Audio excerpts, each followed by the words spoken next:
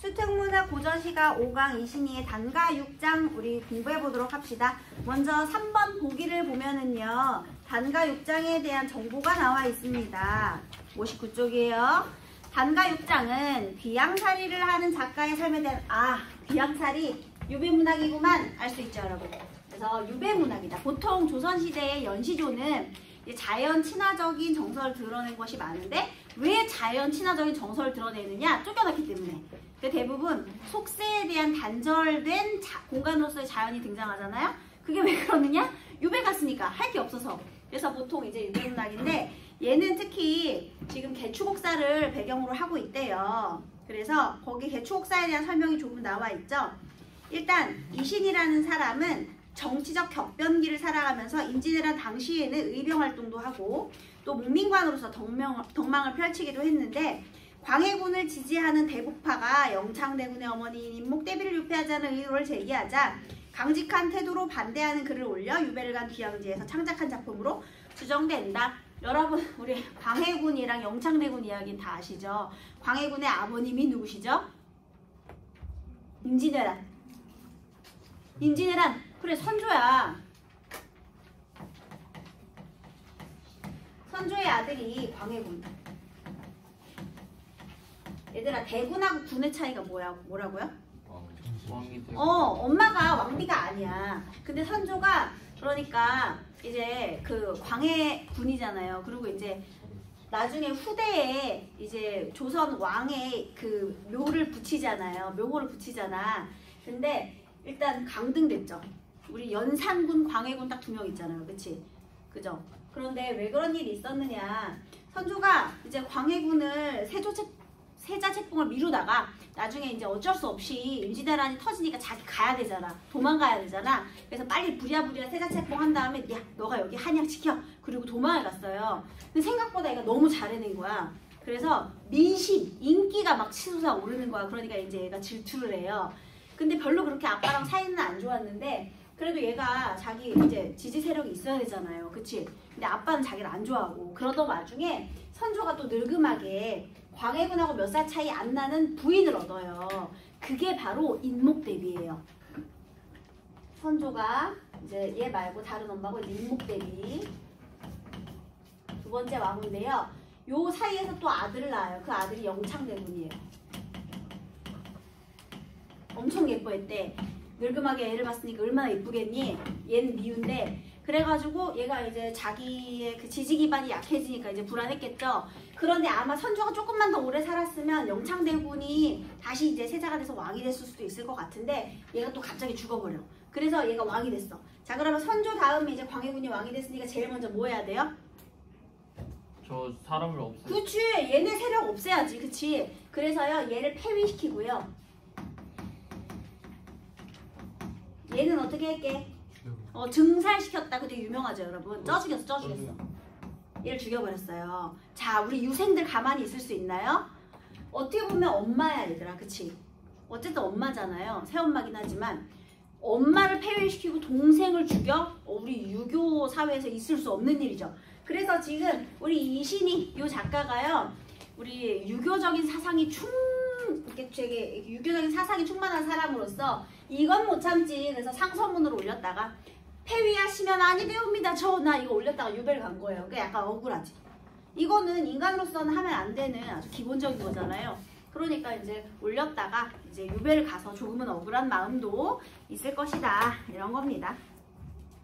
그래서 여러분 반정이 일어났죠. 누가? 얘를 안 죽였어야 되는데 얘를 안 죽여가지고 인조 반정이 일어났죠. 그래가지고 인조 반정으로 얘가 이렇게 됐어요. 근데 사실 여러분 좀 이상하지 않아요? 세조도 어떻게 보면은 삼촌이 조카 왕위를 뺏은 거잖아요.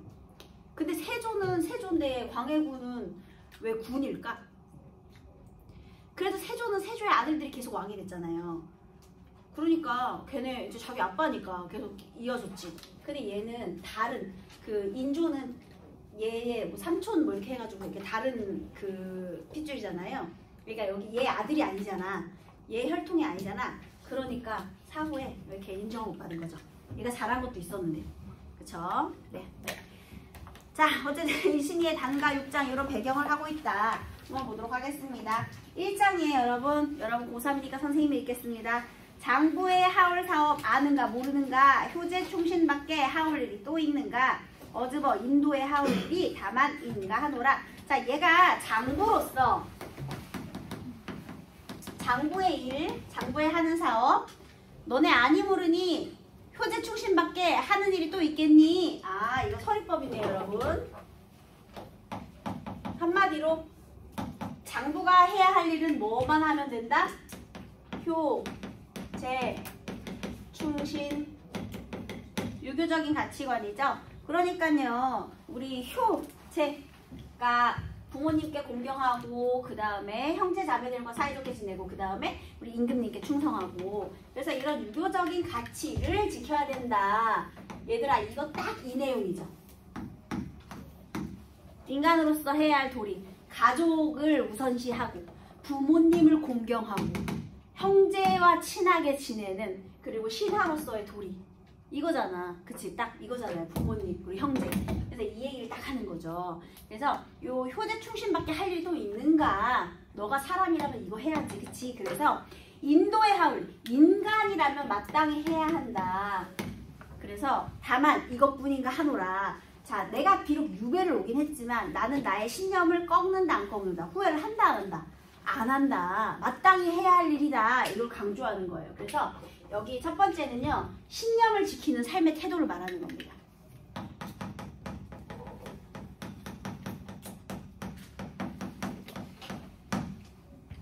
여기서 후회하거나 그런 거 없죠. 마땅히 내가 해야 할 일을 했다는 얘기를 하고 있는 거예요.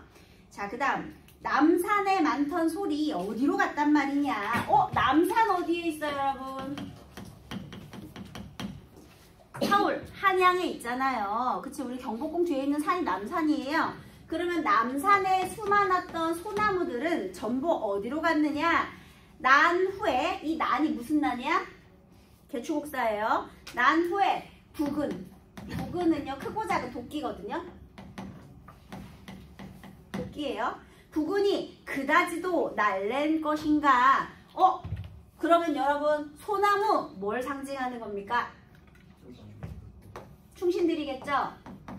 본인을 포함한 인목대비 폐위를 반대했던 수많은 충신들. 그러니까 얘가 한양이겠죠?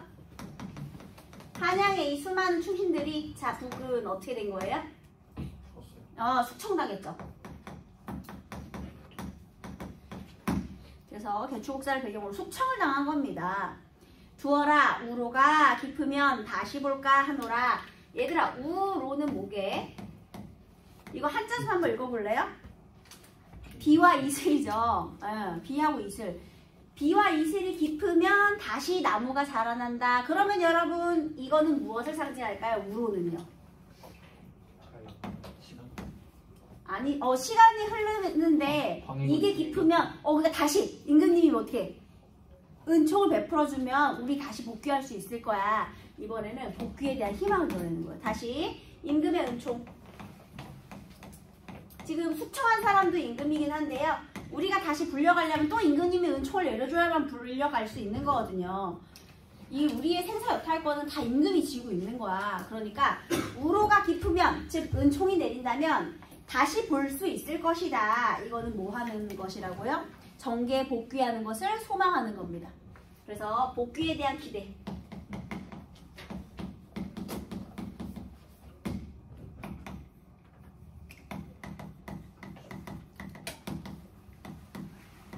근데 그도 그럴 것이, 왜냐하면 이거는 너무 자기 입장에서는, 이신이 입장에서는 난 너무 당연한 상소문을 올린 거야. 난 잘못한 게 없다고 생각하는 거예요. 그러니까 다시 살려주시겠지, 다시 불러주시겠지 하는 기대를 가지고 있을 수도 있겠죠. 처음에. 왜냐면 난 떳떳하니까. 내가 뭘 잘못했어? 난 효제 충신에 대해서 말한 것뿐인데. 그래서 처음에 이런 기대감이 있었을 거예요. 자, 근데 이제 시간이 점점 흘러가고 3장이 되겠습니다. 창밖에 새우 오고 뜰가에 제비나니. 얘들아, 새우는 가랑비, 봄비예요. 그 다음에 제비가 날아다녀요. 여러분, 여기 3장에도 제비가 나오고 4장에도 제비가 나오는데 이신이의 단가 6장에서 가장 중요한 것은 바로 이 제비입니다. 3장의 제비와 4장의 제비가 상징적 의미가 정반대예요.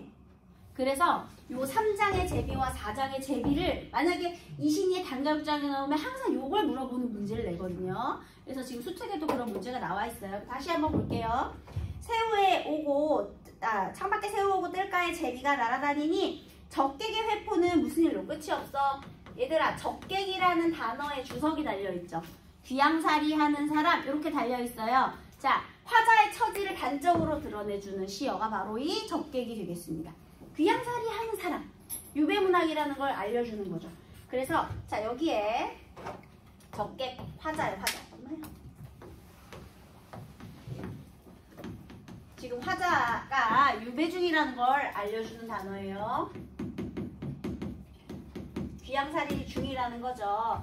그런데 적객의 회포가 끝이 없어. 저 제비가 비비 날아다니는 것을 보고 한숨 겨우 하나니. 자, 그러면 여러분, 내가 귀양살이 중이니까 나는 운신이 자유롭지 못하죠. 자, 내가 제비를 보고 한숨을 쉰 이유는 무엇일까요? 제비는 비비 하늘 높이 날아다녀요. 그래서 내가 한숨을 쉬었대요. 한마디로 자, 여기에서 우리 화자는요 이렇게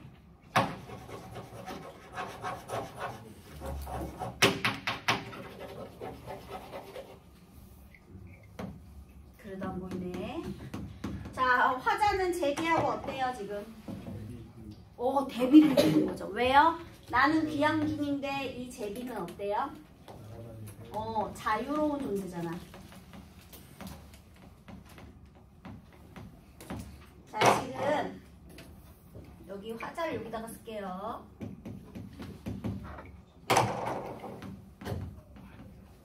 자, 지금 삼수에 있는 제비는요, 자유롭게 하늘을 날아다니는 자유로운 존재예요. 그런데 지금 화자는요, 귀양살이 중, 그러니까 억압된 삶을 살고 있는 거죠. 그래서 서로 대비를 이루는 겁니다. 그래서 자, 적객과 제비는요, 서로 대비를 이루는 거예요. 그래서 삼수의 제비는 화자와 대비되는 의미의 자연물이 되겠습니다. 그리고 내가 한숨 쉰다라는 거죠. 그러면 귀양살이의 한숨, 귀양살이의 어려움에 대한 토로가 되겠습니다. 귀양살이 한탄.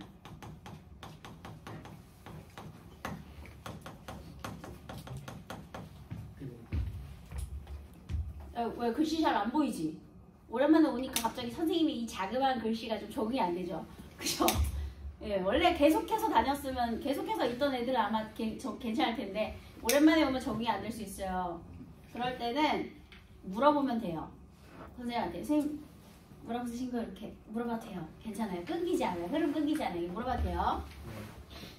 제비하고 화자가 지금 서로 대비를 이루고 있습니다, 여러분. 자, 이번엔 사수를 볼게요. 적객에게 벗이 없어 공량의 제비로다. 종일 하는 말이 무슨 사설하는지고 어지러워. 내 풀어낸 시름은 널로만 하노라.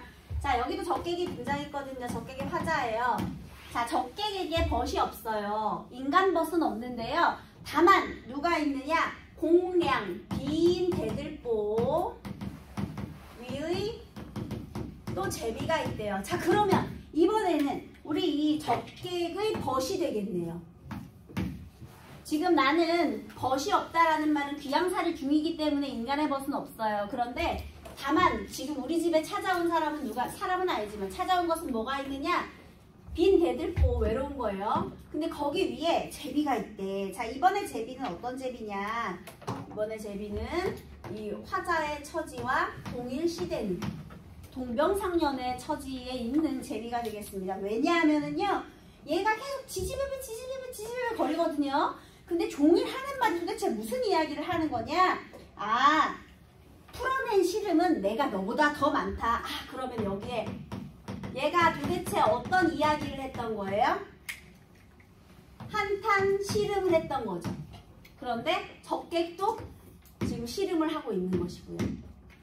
그러니까 자, 이번에는 여기에 사수에 있는 제비는요, 지금 같은 제비예요. 이번에는 여기는 대비를 이루고 있었잖아요, 아까는요. 근데 여기는 동일시. 이렇게 되는 거죠. 그러니까 얘도 지금 걱정, 시름이 많아서 계속 짓거리고 있고 그 시름 배틀하면 내가 너보다 더 많을걸. 그래서 쟤네 둘은 지금 동병상련의 처지가 됩니다. 청산별곡이 생각나죠, 여러분? 울어라 울어라 새여 자고 일어나 울어라 새여 너보다 시름이 많은 나도 자고 일어나 운다. 같은 내용이 되겠습니다. 그죠?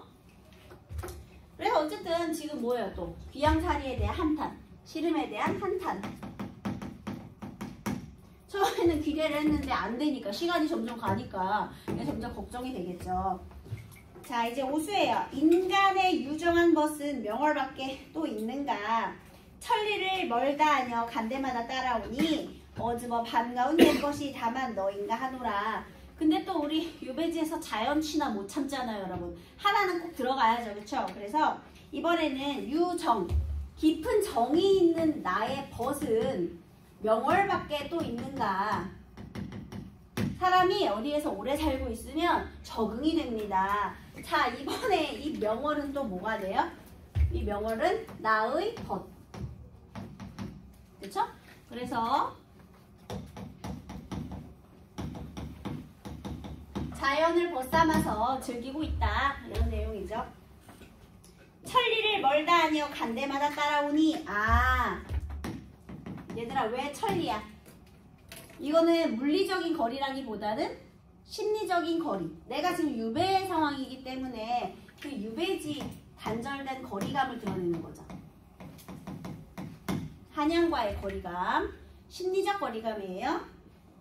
그래서 천리를 멀다 하니여 간대마다 따라오니. 왜 우리 달은 굉장히 크기 때문에요. 우리가 어디에 있든지 꼭 달이 나 따라오는 것처럼 느껴지잖아요. 그쵸? 그래서 항상 그 자리에서 나를 반겨주는 이 달이 반가운 옛것이 다만 그러니까 옛날이나 지금이나 나를 반겨주는 것은 너뿐인가 하노라. 그래서 심의가 있는 존재. 인간과는 다르게. 그래서 그렇게 자연을 벗삼아 사는 삶에 대해서 얘기를 하고 있네요. 자연 친화적인 삶의 태도. 자, 이쯤 되면 우리 육수의 주제의식은 왠지 생각이 날 수 있을 것 같지 않아요? 나는 당연히 해야 할 일을 했어. 임금님께서 나를 분명히 금방 불러주실 거야. 아, 진짜 걱정이 되네. 시름이 너무 많다. 아, 자연 벗삼아서 살고는 있는데. 자, 그 다음 뭐가 나와야 되겠어? 변함없는 나의 충성심을 한 번 더 어필하면서 연군지정을 드러낼 때가 됐잖아요. 그죠? 그래야 불러줄 테니까 한번 볼까요? 설월에 매화를 보려 잔을 잡고 창을 여니. 역시 또 매화가 나왔습니다. 작가가 산을 보면 매화는 100% 충신이에요, 여러분. 만약에 작가가 기녀다 그러면 아니겠지만 작가가 산을 본데 매화를 소재로 사용했다? 얘는 무조건 충신이죠, 여러분. 그 다음에 설월이라는 건 뭐냐면요, 눈에 비친 달, 눈 속의 달, 뭐 이런 의미예요. 그러니까 눈 내리는 계절에 달, 그러니까 밤이 되겠죠. 눈 내리는 밤에 달에 달빛에 매화를 보려고 잔을 잡고 창을 여니. 또 꼭 잔을 잡아요, 그죠? 또 한 잔 하고 계신가 봐요. 창을 여니 섞인 꽃 여인 속에 잦은 것이 향기로다. 얘들아, 우리 뭐가 섞였냐면요, 눈과 이제 섞여서 꽃이 같이 내려요. 그러니까 시련을 이겨내는 거죠. 그리고 여였다라는 건 왜 우리 겨울에 막 꽃잎이 풍성하게 피지 않았을 거 아니야, 그쵸? 근데 그 속에 잦은 것이 향기로다. 와, 원래 매화가 또 향기가 끝내주죠. 그러면 자, 이 매화는요, 향기를 지녔다. 변함없는 충심을 지닌, 시련 속에서도 향기를 드러내는 충신이 되겠죠. 지주와 절개를 지닌 신앙. 누구처럼? 나처럼. 그래서 향기를 지녔다. 자, 그러면 시적 화자는 시간이 흐르면서 마음이 변했어, 안 변했어? 안 변했죠? 변함없는 태도. 아, 호접이 이 향기를 알며 애끈일까 하노라. 호접, 호랑나비거든요. 자, 여기서의 호랑나비는 누굴까요? 맞아요. 임금. 임금님께서 향기를 안다면, 즉 나의 이 변함없는 충성스러운 마음을 알고 계시다면 아마도 속상하실걸 하는 거죠. 안 속상할 텐데. 착각하는 거죠. 어쨌든 아마도 나의 이 충성심을 알면 분명히 속상해 하실 것이다 라면서 변함없는 충성심을 강조하는 거예요. 내 마음이 얼마나 임금님을 위하고 있는지 안다면 분명 후회하실 거야. 변함없는 충심에 대해서 얘기를 하고 있습니다. 그래서 주제는 뭐예요?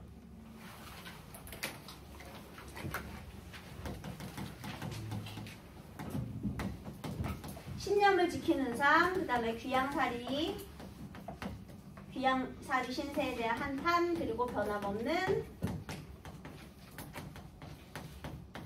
충심. 이런 내용이 되겠네요. 1번 윗글에 대한 설명으로 가장 적절한 것은 여기서 통념에 대한 의문, 이거 의문 아니죠? 통념은 무조건 지켜야 된다는 거예요. 일반적으로 사회적으로 그렇다고 인정되는 가치를 지켜야 된다. 그게 틀렸죠? 상징적 자연물을 통해 변화시키기 위한 의지 아닙니다. 변화 틀렸죠? 그 다음에 3장은 4장과는 달리 말 건네는 방식을 통해 친밀감을 드러내고 있다. 이거 지금 친밀감 아니에요. 반대되는 소재거든요. 틀렸고요. 4장은 청각적 이미지. 얘가 계속 하루 종일 떠들고 있잖아요. 청각 괜찮네요? 그 다음에 6각 여기죠. 향기 후각 맞네요? 그래서 자연물의 특성을 부각하고 있다. 왜 맞는 소리네요. 청각과 후각. 그 다음 5장은 6장과는 달리 행동 묘사를 통해 자 여기에 행동 묘사를 통해 자연물과 교감하고자 하는 적극적인 모습을 드러내고 있다 했는데요. 오히려 여기에요. 매화를 감상하기 위해서 내가 잔을 잡고 술을 먹으면서 창문을 열었죠. 오히려 행동은 여기 있죠. 근데 여기는 행동은 없죠. 그냥 변함없이 나를 계속 반겨주는 건 달밖에 없네잖아요. 그러니까 틀렸네. 그렇습니다. 그 다음에 A와 B 이거는 당연히 정답은 시름을 깊게 만드는 대상, 풀어내는 대상. 정답은 4번이에요. 왜 시름을 깊게 만들었죠? 나랑 반대되니까. 얘는 자유로운데 나는 자유가 억압되어 있거든요. 그 다음에 여기서 시름을 풀어내는 대상. 여기서 시름을 풀죠. 같이. 그러니까 정답이 4번이에요. 그 다음 3번. 인간의 도리를 효제 충신이라고 한 것에서 인목대비를 유폐하자는 의견에 반대의 목소리를 내고 의병활동과 목민간 등 나라를 위한 책임을 다했던 작가의 삶의 태도가 반영되었다. 괜찮죠?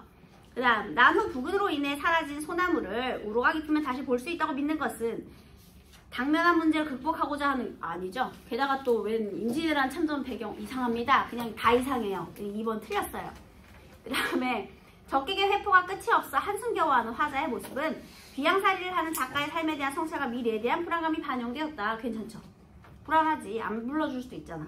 그 다음 귀양지에서 느끼는 심리적 거리감을 천리로 먼 곳까지 따라온 대상이 명월밖에 없는 상황은 외로운 처지. 괜찮아요?